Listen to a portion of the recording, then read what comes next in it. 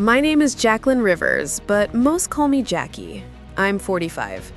For years, I've been the one everyone relied on, but never truly saw.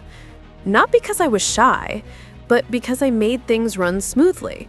I remembered birthdays, kept the office stocked, listened when needed.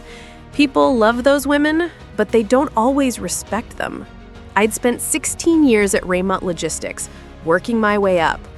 I knew every detail, every secret. The company ran because of me. But titles reflect power, not truth. Power I never claimed. Not yet. Every morning, I checked on my niece, Maya. She wasn't mine by birth, but by life. Her mother, my sister, passed when Maya was 8, so I raised her. She's 14 now, sharp, fierce, with a heart like a sunrise. Everything I did, every tired night, was for her. Then, Cassandra Blake walked into Raymont Logistics. 32, platinum blonde bob, expensive smell, and a smile that was all magazine cover. She looked at me like I was part of the background. "I'll have my assistant handle administrative matters," she dismissed, already turning away. I just made note. People show you who they are long before they betray you. Weeks later, I presented a reporting system I designed, one that saved the company nearly $300,000. Everyone praised it. Cassandra smiled. Then she said, "Thank you, everyone. I'm glad my new workflow strategy is producing results." Just like that, she took it, stole it. And the room didn't blink. That night, washing dishes, Maya asked, "Long day?" I told her enough. How Cassandra had come in, how she had smiled, how she took my work. Maya listened. When I finished, she said softly, "Aunt Jackie, you don't deserve that. She just saw someone she thought wouldn't fight back." A tear slipped down. The truth of it, spoken by my fierce girl, settled deep. Maybe it was time to fight back. Not because of Cassandra, but because of Maya. Looking into her eyes, I felt something new. Not anger, not bitterness. Awakening. "I'm going to pay attention," I told her. Maya nodded. People like her, they don't stop on their own. And there it was, the truth. I was not done. Overlooked women don't stay overlooked. Not forever. Small things began. Meetings disappeared, files moved. My body knew. Then Cassandra walked in, sharp Jasmine. "I'm updating your role," she said, smiling. "Less leadership, more filing, data entry. A demotion. Clear, brutal." "I see," I replied, refusing a reaction. She leaned closer. "People like you either adjust or get left behind." People like you. Not age, not experience. Black. Some words don't need to be spoken. I turned to her, and in that moment I saw fear. Not of me, but of what I represented. Proof her power was borrowed, built on scaffolding she didn't acknowledge. She left. I didn't cry. This wasn't anger. This was awakening. Clarity. The kind that comes before a storm breaks. That night, Maya asked, "What did she do?" I told her everything. "Aunt Jackie, you don't have to take that." "I know," I answered. "So what now?" she pressed. "We watch," I said. "We document. We wait." Maya nodded. "Then we strike," she promised. The house felt sharp, aligned. You were not meant to be broken. I did not quit. I did not explode. I showed up the next morning, composed. Power is not always loud. I began to collect everything. Maple Ridge, a digital folder, proof of her taking credit, misuse of funds, her private Slack messages, revealing. And revealing is the beginning of unraveling. Cassandra watched, expecting me to break.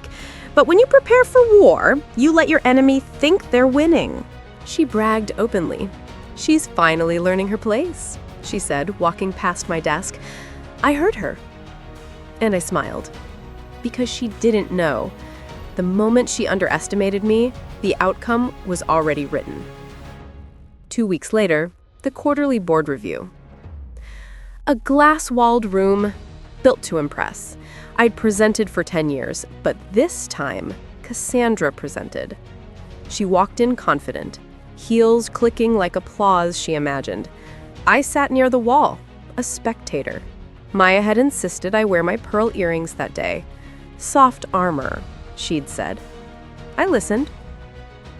Cassandra shifted into performance mode, corporate smile, practice gestures, but her confidence was built on stolen lumber.